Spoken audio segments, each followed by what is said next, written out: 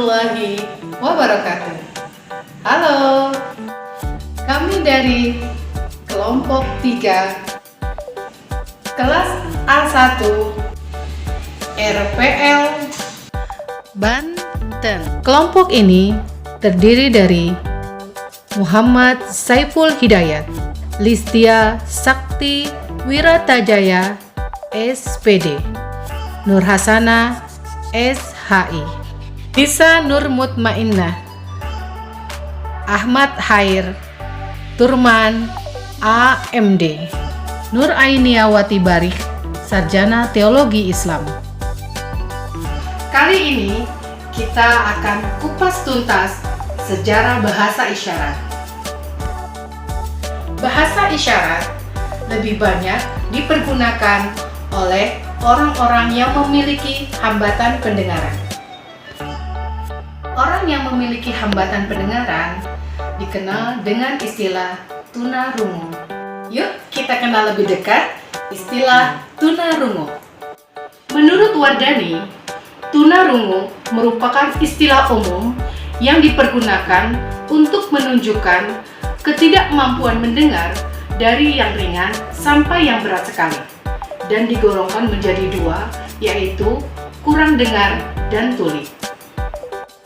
Sedangkan Murni Winarsi menyatakan tunarungu merupakan orang yang kehilangan atau kekurangan kemampuan pendengarannya, baik sebagian atau seluruhnya, disebabkan oleh tidak berfungsinya sebagian atau seluruh alat pendengarannya.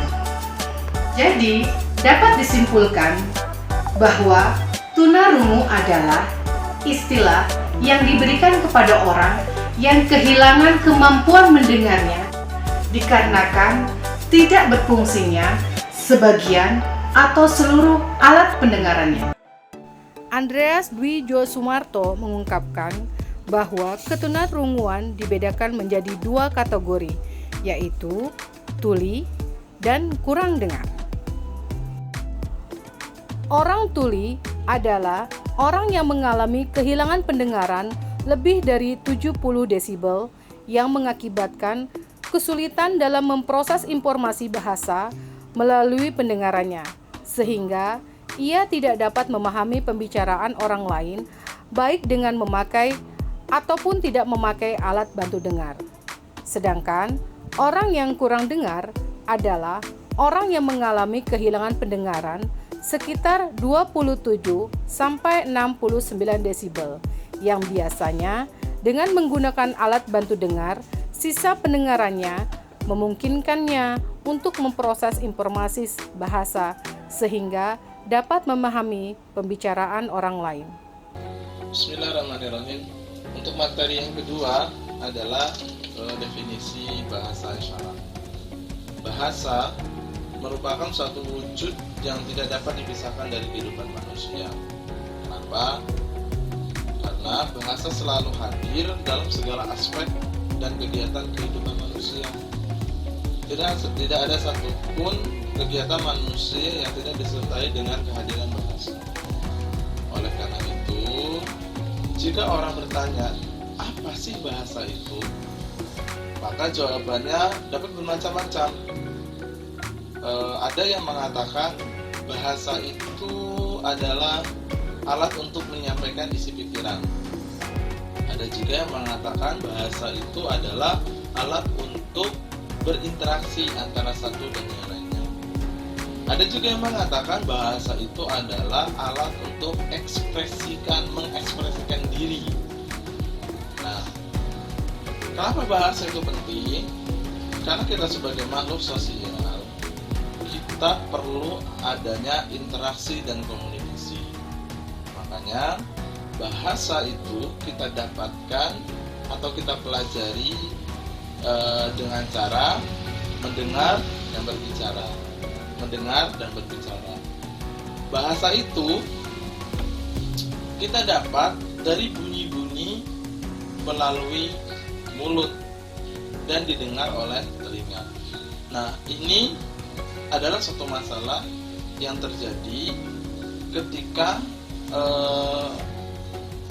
yang terjadi ketika bahasa itu terdapat di anak tunarungu. Kenapa? Karena kita tahu anak tunarungu itu ada kekurangan dari indera pendengarannya. Makanya anak tunarungu biasanya berkomunikasi dan berinteraksi dengan yang lainnya itu menggunakan bahasa isyarat. Apa sih bahasa isyarat?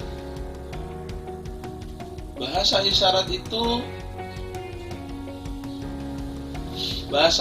itu adalah suatu bentuk komunikasi yang menggunakan anggota tubuh seperti bentuk tangan, gerakan bibir, gerakan tangan, dan ekspresi wajah. Nah, di Indonesia sendiri ada dua macam bahasa isyarat, yaitu bahasa Sibi atau yang dikenal dengan bahasa Sibi, yang dikenal dengan sistem bahasa isyarat Indonesia atau yang dikenal dengan Sibi. Dan yang kedua adalah bahasa isyarat Indonesia atau disingkat dengan Bisindo. Nah, setiap negara itu mempunyai berbeda-beda bahasa, termasuk bahasa isyarat. Nah, di Indonesia sendiri, kalau Sibi itu dia berpedomannya pada ASL. Fungsi bahasa isyarat.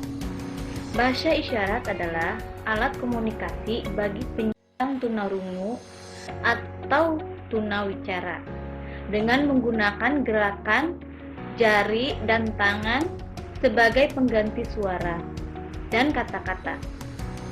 Bahasa isyarat juga bahasa yang lengkap dan kompleks yang dengan kombinasi ekspresi wajah dan postur tubuh sebagai media komunikasi, bukan hanya untuk penyandang tunarungu dan tunawicara. Bahasa isyarat juga bisa diajarkan untuk anak balita atau anak yang belum bisa bicara.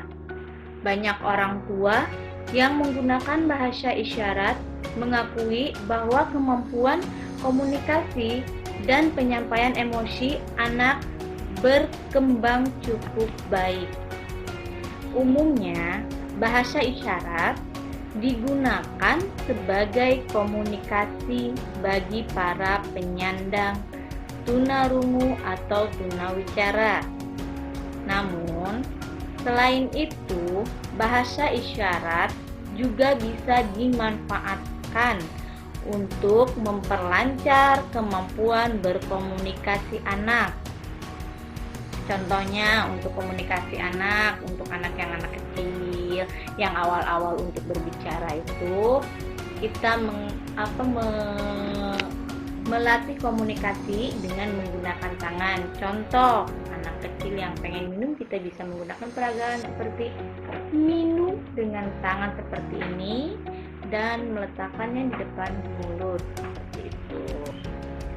Bahasa isyarat menggunakan gerakan tangan dan tubuh serta ekspresi dalam menyampaikan kata dan kalimat. Seperti bahasa manapun, bahasa isyarat antara satu negara dengan negara lainnya bisa berbeda. Misalkan Amerika Serikat menggunakan pedoman bahasa isyarat ASI, yaitu American Sign Language.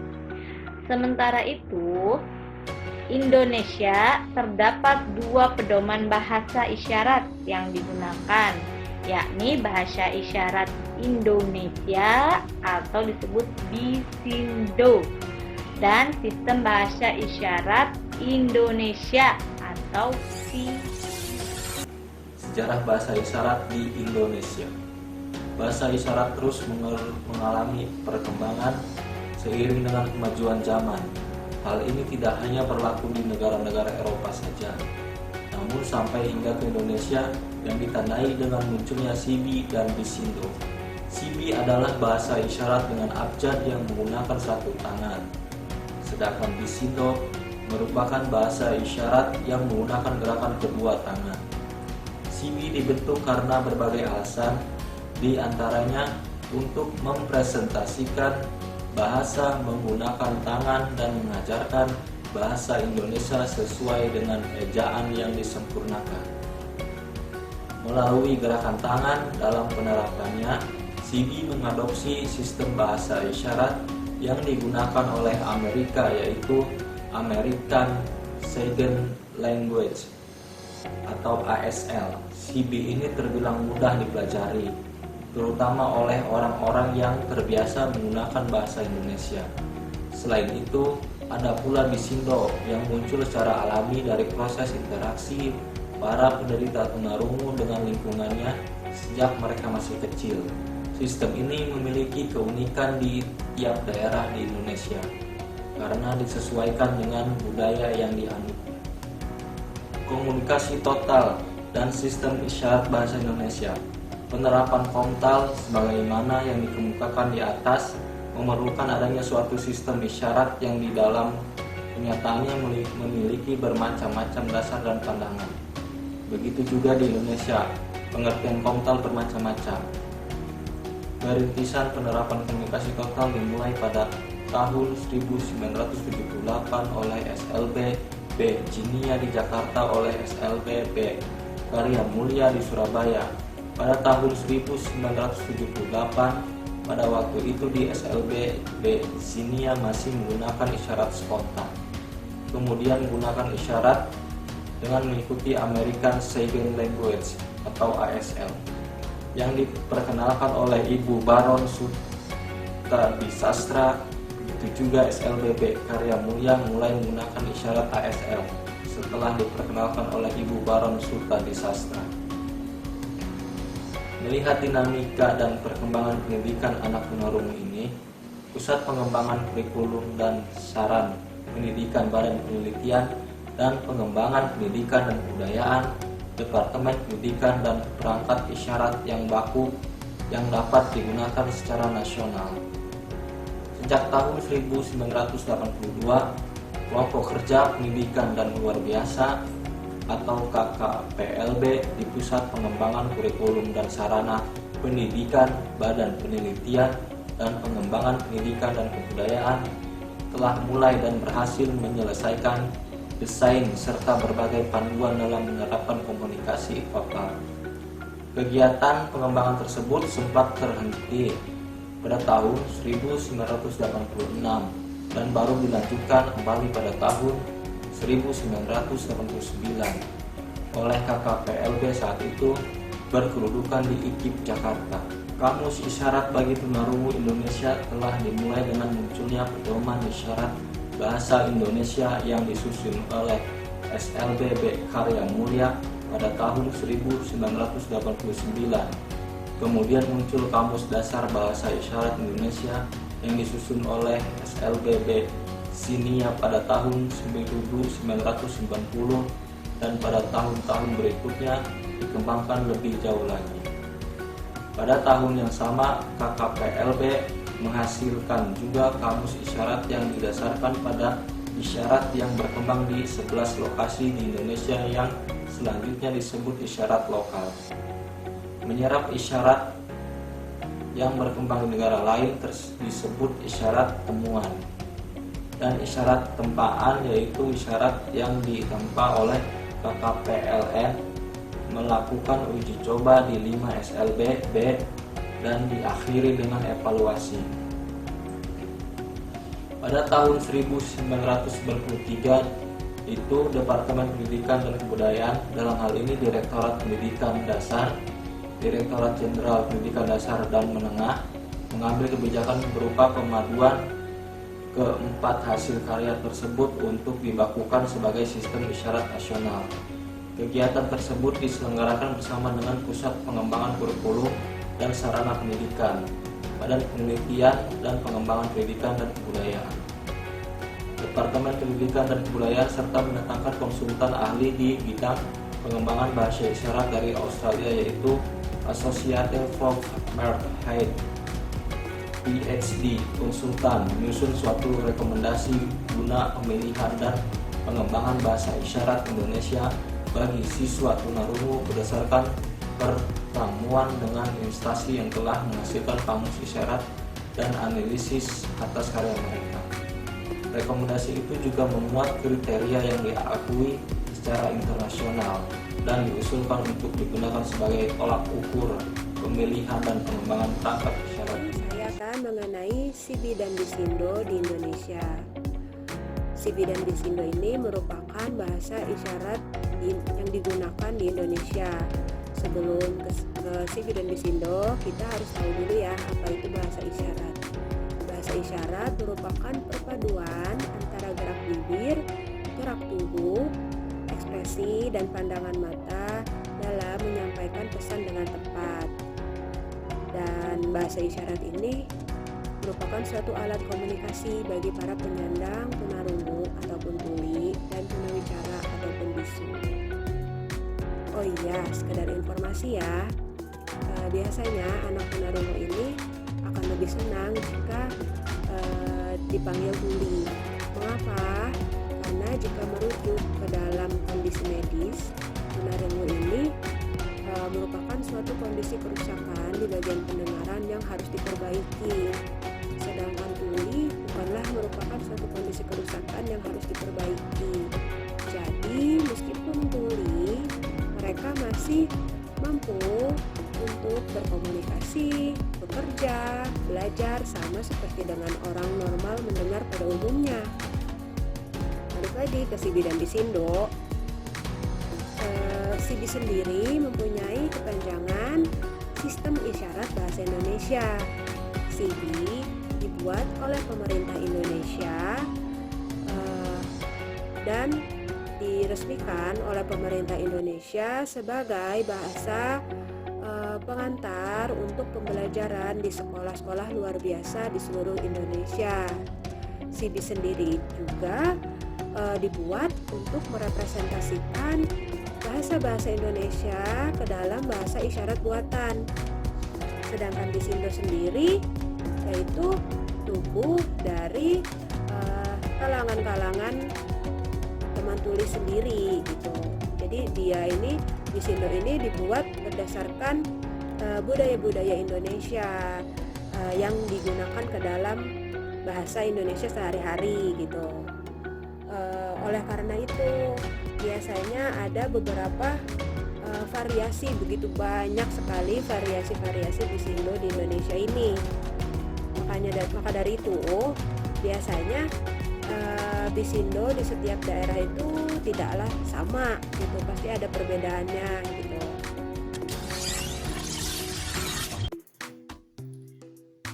Sejarah dan perkembangan bahasa isyarat di dalam dan di luar negeri.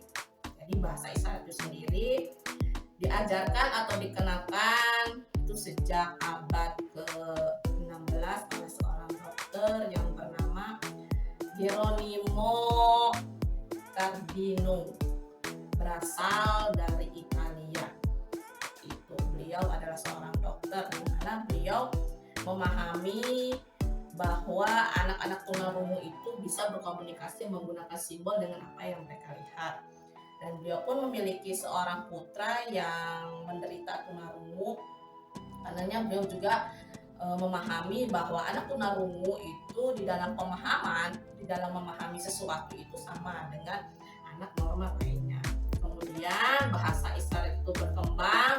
Di abad ke-18 ada seorang tokoh pendeta yang bernama Charles Michel de Lepe pada tahun 1775. Beliau mendirikan sekolah gratis khusus untuk tunarungu.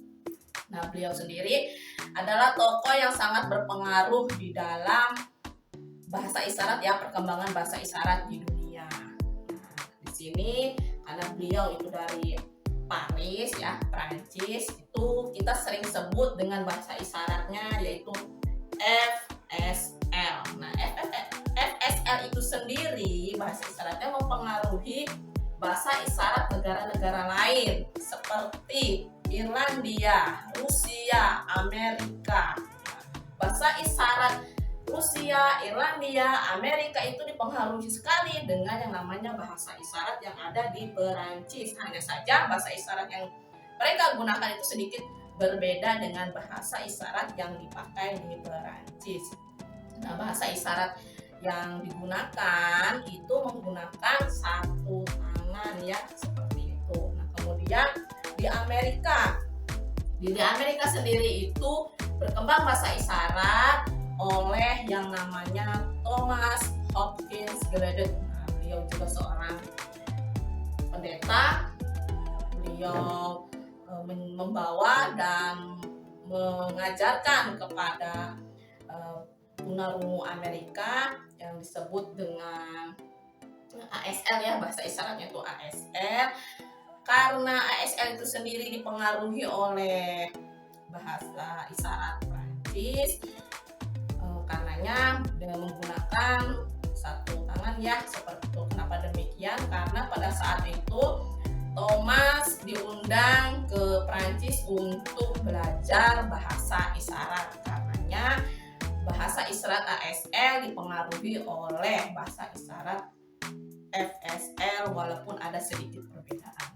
Kemudian kita masuk ke sejarah bahasa isyarat di Inggris, Australia, dan Selandia Baru. Nah, di sini di Inggris itu sendiri bahasa isyarat yang digunakan atau disebut dengan BSL. Nah, BSL itu sendiri kemudian mempengaruhi bahasa isyarat yang ada di Australia dan di Selandia Baru.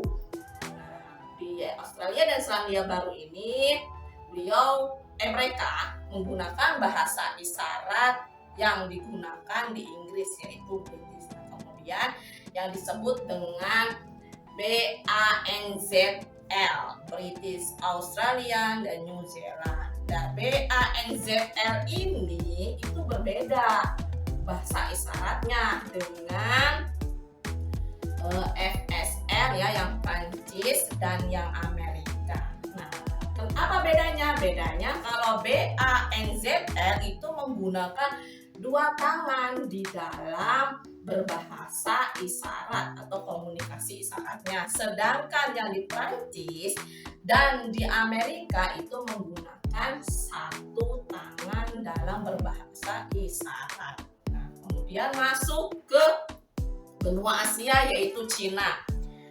Nah, di sini di Cina itu disebut dengan CSL. Ya, bahasa isyaratnya itu disebut dengan CSL. Nah, mulai berkembang pada tahun 1960 seperti itu. Nah, bahasa isyarat di Cina itu dipengaruhi oleh budaya Cinanya. Kenapa demikian? Karena bahasa yang digunakan di Cina pun dipengaruhi oleh budaya Cina. Karenanya bahasa isyarat yang digunakan di Cina pun itu dipengaruhi oleh budaya Cinanya. Seperti itu. Dan untuk di Indonesia itu sendiri bahasa isyaratnya ada dua. Yang pertama Sibi, yang kedua Bisindo. Dan untuk sekolah pertama tunarungu di Indonesia itu sendiri itu ada di Bandung. Kemudian juga ada di Wonosobo. Dan selanjutnya ada di Bali. Ini sekolah-sekolah tunarungu pertama yang di Indonesia. Nah, Sibi itu sendiri adalah bahasa isyarat yang menyerap dari bahasa isyarat Amerika. Karenanya Sibi menggunakan satu tangan dalam berbahasa isyarat seperti itu. Nah, Sibi itu sendiri kemudian diresmikan dalam Undang-Undang Nomor 2 tahun 1989 yang kemudian dibakukan oleh Menteri Pendidikan dan Kebudayaan pada tanggal 30 Juni 1994 yang kemudian dipatenkan menjadi pengantar komunikasi di kurikulum SLB. Nah, CB ini kemudian dipatenkan sebagai salah satu alat komunikasi pengantar di sekolah SLB. Nah, kemudian yang selanjutnya yaitu Bisindo. Bisindo itu sendiri mulai ada ataupun mulai teraplikasikan mulai ada itu tahun 1966.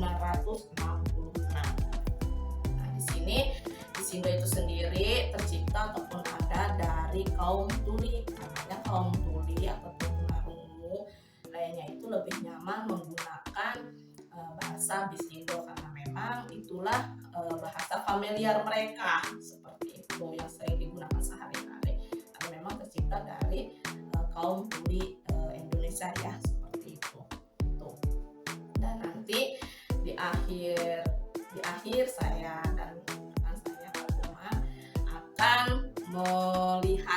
melihatkan bentuk bahasa isyarat yang ada di dalam dan di luar negeri. Dari situ kita bisa melihat perbedaan daripada gerak bahasa isyarat ya yang digunakan di dalam dan di luar negeri itu seperti apa. Ya, kurang lebihnya semoga bermanfaat ya, sedikit berbagi ilmu dari saya dan Pak Turman.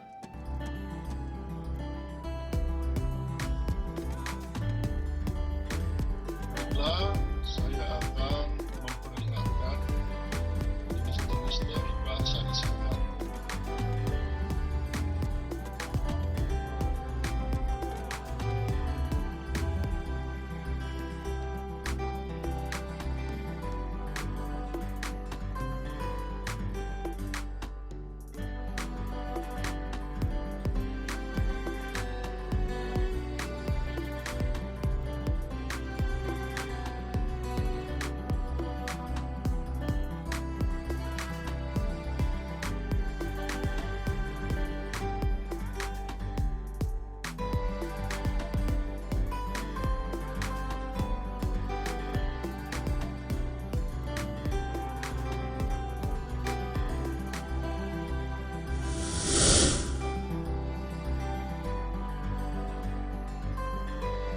Terima kasih. Wassalamualaikum warahmatullahi wabarakatuh.